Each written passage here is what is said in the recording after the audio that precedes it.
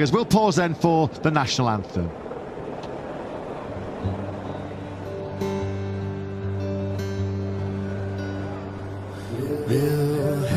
Wilhelmus van Nassau, ben ik van Duitse bloed, den vaderland getrouw, blijf ik tot in den dood.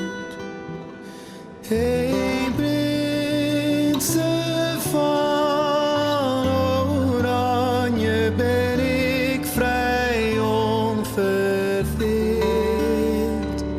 den koning van Spanje heb ik altijd geëerd.